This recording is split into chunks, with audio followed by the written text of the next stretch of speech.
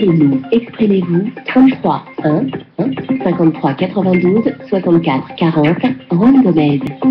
Bienvenue si vous nous rejoignez à suivre vos réactions sur les conséquences du référendum d'autodétermination du Sud-Soudan. Je vous rappelle que du 9 au 15 janvier, les Sud-Soudanais ont pu se prononcer pour ou contre l'indépendance de leur région. Les résultats définitifs seront connus au plus tard le 14 février. En tout cas, les résultats provisoires confirment tous les pronostics. Près de 99% des électeurs ont voté pour la sécession. Autrement dit, le plus grand pays d'Afrique sera coupé en deux.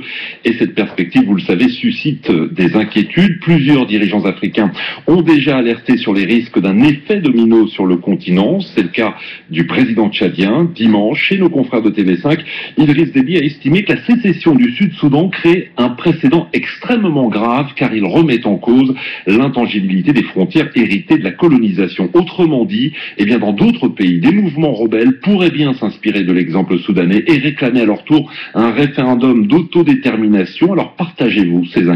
Le référendum sud-soudanais va-t-il finalement ouvrir la boîte de Pandore? Que pensez-vous du sacro-saint principe de l'intangibilité des frontières africaines? Nous en parlons et vous êtes nombreux à souhaiter prendre la parole. Merci encore de votre fidélité. 33 1 53 92 64 40 01 53 92 64 40 si vous nous appelez de France. Et justement, nous allons en Normandie. Bonjour Jean-Louis. Bonjour Juan Gomez. Vous êtes à Rouen exactement, donc c'est en Normandie, nord-ouest de la France. Alors est-ce que vous partagez, vous, les inquiétudes exprimées notamment par le président tchadien? Je les partage, mais avant de me prononcer concrètement comment tout cela va arriver, puisque vous avez parlé de l'effet domino, j'aimerais revenir sur quelques concepts de base pour qu'on comprenne très bien les choses. Tout d'abord, les frontières des États africains, on va le rappeler, ont été adoptées par les puissances coloniales à la conférence de Berlin entre 1884, c'est-à-dire la fin de l'année 84, et le début de 1885. Oui. Donc, ce sont des frontières qui ont été tracées de manière artificielle, comme la plupart des frontières. Mais les Africains eux-mêmes ont accepté ces limites-là, puisque le 21 juillet 1964, au Caire, les fondateurs de l'OUA, l'Organisation de l'Unité Africaine, par l'UA actuelle, avaient adopté une résolution sur l'intangibilité des frontières. Donc, ils étaient d'accord sur le principe de ces limites et le principe de ces nouveaux États. Effectivement, c'est vrai que l'organisation a dit on ne touche pas, on ne remet pas en cause les frontières que nous venons d'hériter. Tout à fait, Juan. Mais le problème maintenant, c'est de bien faire comprendre aux gens que le concept d'État est totalement différent du concept de la nation. Ce sont deux concepts qui n'ont rien à voir. L'un est administratif, géographique, comme vous voulez, les États, mais la nation, c'est tout à fait autre chose. Il faut aujourd'hui bâtir les nations africaines à l'intérieur de ces États, c'est-à-dire que les habitants, ceux qui sont enfermés dans ces limites coloniales, doivent avoir un sentiment de vouloir vivre ensemble qui est commun. Et c'est là que pour vivre ensemble, José Louis, pour vivre ensemble, il faut qu'il y ait confiance entre les différentes communautés qui composent ces États. Et on voit bien pour le cas soudanais qu'il n'y a pas eu confiance entre le Nord, qui est arabo-musulman, et le Sud, qui est à majorité chrétienne et animiste. Il y a eu quand même, et on va pas refaire toute l'histoire parce qu'il y a beaucoup d'auditeurs et c'est passionnant, mais il y a quand même eu deux guerres civiles qui ont déchiré complètement le Soudan depuis son indépendance. La dernière a tout de même duré 25 ans. José Louis, est-ce que vous craignez désormais un effet domino? Est-ce que vous pensez que d'autres mouvements rebelles dans d'autres pays peuvent s'inspirer maintenant de ce qu'ont pu faire les rebelles sud-soudanais? Tout à fait. Cela ne se décrète pas à la nation, hein, ça ne s'impose pas, et partout où il y aura manque de confiance, il y a ce risque-là. Et je ne vais pas citer toutes les parties africaines qui sont exposées à ce risque. Ce serait faire peur à certains dirigeants ou à certains peuples. Mais ceux qui y vivent et les dirigeants de ces partis en Afrique connaissent très bien ces endroits.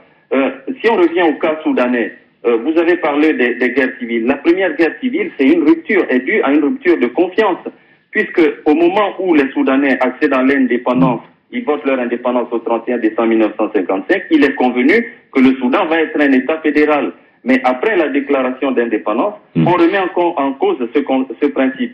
D'où la première guerre qui durera de 55 à 1972. Ouais, on va pas refaire l'histoire, José Louis, simplement, vous craignez vraiment aujourd'hui un effet domino, c'est le débat du jour, on va donner la parole évidemment à d'autres auditeurs, en tout cas merci d'avoir replanté le décor, et merci de ces rappels historiques, effectivement, vous avez raison de nous rappeler ces différentes dates importantes de l'histoire du Soudan. Bonne journée à Rouen, et merci beaucoup. Aldo, vous êtes à Cotonou, au Bénin, bonjour.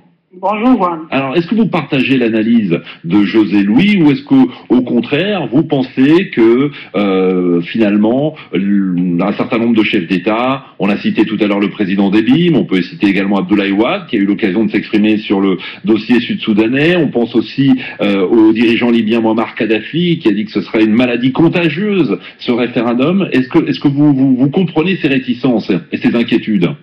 Bon, avant tout, j'essaie de comprendre le point de vue de José Louis, mais je ne sais pas pourquoi les chefs d'État d'Afrique ont peur et que ça leur arrive aussi. Parce que, vous voyez, en fait, le problème c'est quoi? Il faut rappeler même au président Déby qu'il n'y a jamais eu et il n'y aura jamais dans l'histoire de l'humanité un État dont les limites resteront éternelles. Tout évolue. Bon, a fortiori, les États d'Afrique qui n'ont aucun fondement historique. Moi, je pense personnellement que c'est l'idéal.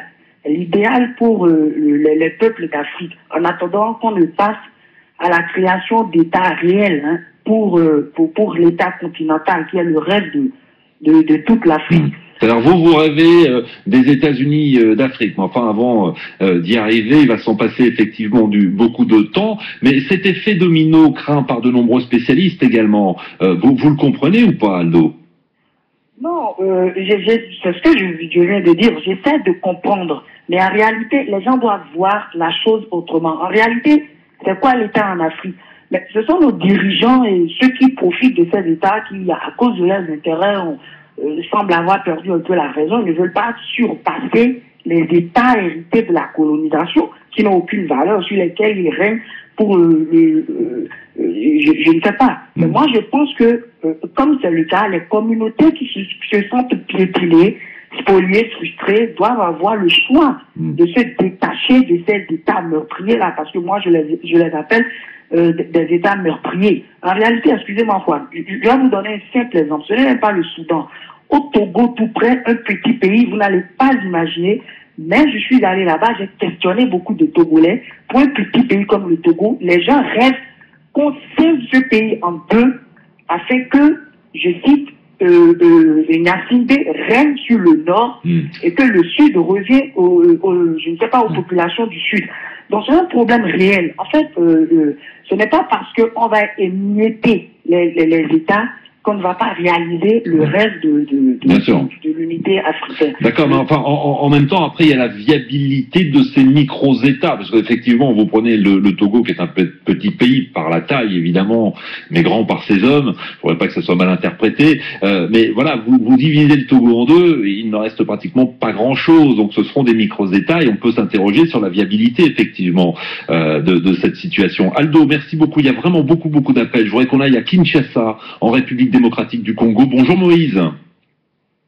Bonjour Juan Gomez. Bienvenue. Vous craignez effectivement un effet domino, un effet boule de neige sur le continent africain. Oui, effectivement, moi je crains que le référendum du Sud-Soudan puisse donner des idées à certains mouvements rebelles ici sur le continent. Et c'est le cas notamment de notre pays, la République démocratique du Congo, où dans le passé, dans les années 60, nous avons connu des mouvements de sécession, notamment au Katanga et au Sud-Kasaï. Et aujourd'hui où nous parlons, il y a aussi des élans sécessionnistes dans certains leaders Bakongo, notamment avec le mouvement politico-religieux de Bundu Dia Congo, qui réclame aujourd'hui que tous les Bakongo qui se trouvent en Angola, en République démocratique du Congo et aussi au Congo-Brazzaville, ils se réunir pour former un État. Et leur leader, Némo Danseni, appelle d'ailleurs à une confédération de l'Afrique centrale. Donc, vous voyez que cette sécession du Sud-Soudan-là peut donner aussi des idées à certaines rébellions, comme chez nous ici, les Banyamulenge. Oui, mais Moïse, en quoi effectivement, puisque vous parlez de votre pays, parlons-en, en quoi par exemple la sécession d'une de ces nombreuses provinces pourrait remettre en cause la stabilité de la République démocratique du Congo, de la sous-région et voire même du continent africain? Vous avez été nombreux régulièrement à vous plaindre justement des frontières africaines telles qu'elles existent aujourd'hui, des frontières, tout à l'heure le premier auditeur le rappelait, imposées finalement par les Occidentaux à la fin du 19e siècle, des frontières dites souvent artificielles. Pourquoi pas tout simplement les remettre à plat, ces frontières? Je sais que si nous allons dans cette logique-là de remettre en cause les frontières, par exemple ici au Congo, le Katanga représente le poumon économique de notre pays. Et si aujourd'hui on doit laisser le Katanga devenir indépendant, je pense que les autorités de Kinshasa ne vont pas l'accepter. Et ça sera la guerre, avec toutes les conséquences que nous connaissons. Ouais, donc vous êtes plutôt pessimiste, Moïse. Nino, vous nous appelez de Montpellier, sud-ouest de la France. Bonjour Nino. Oui, bonjour, Juan Gomez. Alors vous ne craignez pas que le référendum sud-soudanais ouvre finalement la boîte de Pandore? Effectivement, je vais aller dans le sens de mon compatriote, Monsieur Aldo, qui disait qu'au fait, les États africains ne devraient pas craindre ce référendum, en ce sens que les situations sont à prendre au cas par cas. Je peux vous rappeler juste une définition de ce principe de l'intégrité des frontières, qui est devenu une règle coutumière internationale codifiée par l'article 6 de la résolution 1514 de l'ONU, qui stipule que toute tentative visant à détruire partiellement ou totalement l'unité nationale et l'intégrité territoriale d'un pays est incompatible avec les buts et les principes de la Charte des Nations Unies. Mais en tant que juriste en droit public, je peux vous rappeler que ce principe, ça parle de l'aspect violent, c'est-à-dire pas la guerre ou pas une remise en cause violente. Mais ce principe n'interdit pas les renégociations de frontières entre les pays, puisque la Cour internationale de la Haye entérine de temps en temps des négociations d'échange de territoire entre certains pays qui le font pour une certaine homogénéité de leur territoire.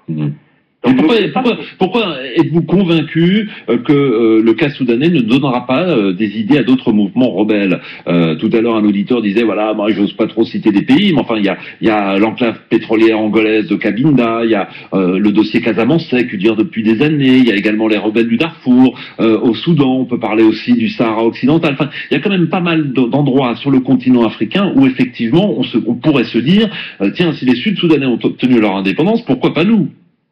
Mais la question, comme l'a dit Aldo, mon compatriote Aldo tout à l'heure, c'était la question de la gouvernance.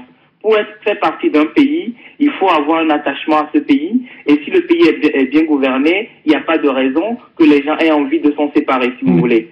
Donc, ce qui se passe, comme il a dit exactement, c'est que il y a certaines intelligences qui sont établies et qui utilisent la notion d'État fictif, puisqu'on a hérité, comme ils l'ont dit, de la conférence de Berlin, de frontières qui n'ont absolument rien à voir avec la réalité des populations et des cultures africaines.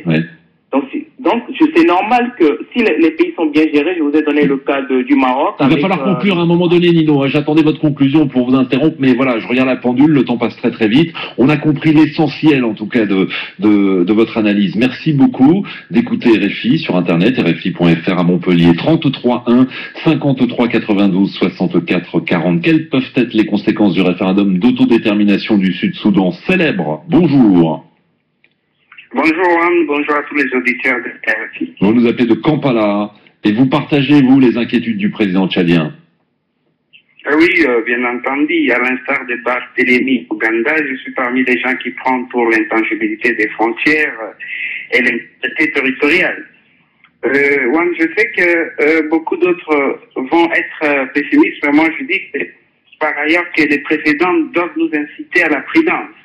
Alors, dès lors que l'organisation de l'Union africaine a proclamé l'intangibilité des frontières après les Nations Unies, je ne vois pas pourquoi les cas du Soudan ou des autres cas que vous avez cités trouveraient d'exception. Donc, dans tout ça, moi je mets en cause l'ONU, qui est le principal support diplomatique de toutes ces revendications d'indépendance. On confond l'indépendance avec l'autodétermination. Dans les temps, l'autodétermination s'appliquer au peuple des entités coloniales, mais non au peuple des fractions de celles-ci. Ouais. Comme il s'applique par exemple excusez-moi, célèbre, pour rendre les choses un peu compréhensibles, parce que j'ai du mal à vous suivre, on ne confond pas du tout autodétermination et indépendance. L'autodétermination, c'est le système actuel au Sud-Soudan, c'est-à-dire que depuis la fin de la guerre, depuis maintenant 6 ans ou 5 ans, les Sud-Soudanais ont leur propre gouvernement, leur propre parlement, leur propre président. Ça, c'est l'autodétermination et c'est dans le cadre d'une fédération, comme il en existe dans d'autres pays sur le continent africain, et je pense notamment au Nigeria. En quoi le fédéralisme serait pour vous la meilleure solution? Célèbre?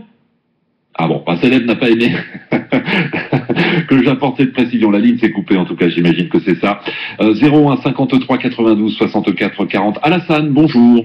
Oui, bonjour. Vous êtes aux États-Unis, dans le New Jersey. Tout à fait. Voilà, donc moi je suis en tout cas pour la partition et je peux dire que ça a été une bonne chose le fait que le Sud-Soudan en tout cas a pris son indépendance parce que c'est une question en fait de religion. Ça veut dire que c'est une question d'intolérance. Je pense que les gens du Nord n'ont pas été tellement tolérants envers ceux du Sud, alors que ce soit du Sud ou du Nord, c'est tous des Soudanais. Donc, je pense que si on ne peut pas cohabiter ensemble, que chacun puisse en tout cas trouver un terrain où il peut être libre, prier son Dieu, tout à fait. Je pense que la preuve en est que les Sud-Soudanais se sont prononcés à 99% favorables. Ça veut dire qu'ils ne sont pas malheureux qu'il y ait en tout cas la partition. Alors effectivement, on le rappelait tout à l'heure, le Nord est arabo-musulman, le Sud est chrétien. Mais enfin, derrière tout ça, l'enjeu principal, c'est quand même le pétrole. Les 3/4 des réserves pétrolières sud-soudanaises, et elles sont colossales, sont dans le Sud. Oui, mais en fait, justement, c'est pour ça justement que vous avez remarqué que le combat n'a pas été facile. Si ça avait été le contraire, si les 3/4 des ressources pétrolières se trouvaient au nord, Omar el-Béchir aurait été content que le Sud prenne son indépendance depuis longtemps. Oui. Donc, mais je pense que voilà, pour cette question de ressources, les deux États, les deux présidents se sont engagés en tout cas à être en tout cas équitables la décision. Et à accepter le verdict, le verdict des Sud-Soudanais. Encore hier, Omar el-Béchir a dit que voilà, la sécession était devenue une réalité et cela ne nous rend pas tristes, a-t-il dit. Nous ne sommes pas en deuil et nous irons au Sud fêter le résultat avec les sudistes, a-t-il déclaré hier lors d'un déplacement évidemment dans le nord du pays. Bonjour Barry. Bonjour. Bienvenue, vous nous appelez de Bamako, vous avez 2 minutes, souvent le problème pour le dernier auditeur, voilà, peu de temps, mais quel est votre point de vue, votre position concernant donc ce référendum au Sud-Soudan? D'accord, bonjour Juan, bonjour à tous les éditeurs de RFI. Et donc comme je disais tout à l'heure, moi je suis opposé à cette partition du Soudan en deux. Je pars sur le principe que ce sera un précédent en Afrique. Parce que si nous partons du critère ethnico-religieux pour procéder à la division du Soudan en deux, ces similitudes existent dans de nombreux autres pays en Afrique. Et donc, on va réconforter le discours des séparatistes de ces autres pays-là, que effectivement, ils font partie de notre différence pour procéder à la partition. Et donc, je pense qu'il faut plutôt opposer à cet argument séparatiste à des arguments politiques et des arguments économiques. Parce que ce qui est mis en avant très souvent, c'est que les gens disent qu'ils sont socialement marginalisés, économiquement marginalisés, parce que il n'y a pas d'investissement, ils ne profitent pas des retombées des ressources financières de leur zone. Ouais. Et donc il faut trouver des solutions politiques et des solutions économiques pour éviter que d'autres mouvements indépendantistes voient le jour. La configuration du monde même est faite sur le fait qu'il y a des différences, et principalement ces différences sont culturelles, religieuses et ethniques. Vous prenez le Nigeria, le nordisme musulman nigérien n'a rien à voir avec le sudiste Ibo du Delta. Quand vous prenez le Mali, le Mandingue, bien entendu, de la frontière sud du Mali n'a rien à voir avec le Touareg du désert arabo-algérien. Donc finalement, des populations cohabitent ensemble, vivent ensemble, de façon contrainte. C'est ce que vous êtes en train de nous dire. Paris, le débat est loin d'être clos. On pourrait passer des heures et des heures à vous donner tous la parole sur cette question extrêmement intéressante et en même temps très délicate sur l'intangibilité des frontières africaines. Demain, nous parlerons du Niger où l'élection présidentielle aura bien lieu lundi prochain alors que la quasi-totalité des candidats demandaient un report. On va parler de la stratégie de certains partis politiques pour essayer de remporter ce scrutin. J'espère que vous serez au rendez-vous. Merci à tous de votre fidélité. Et je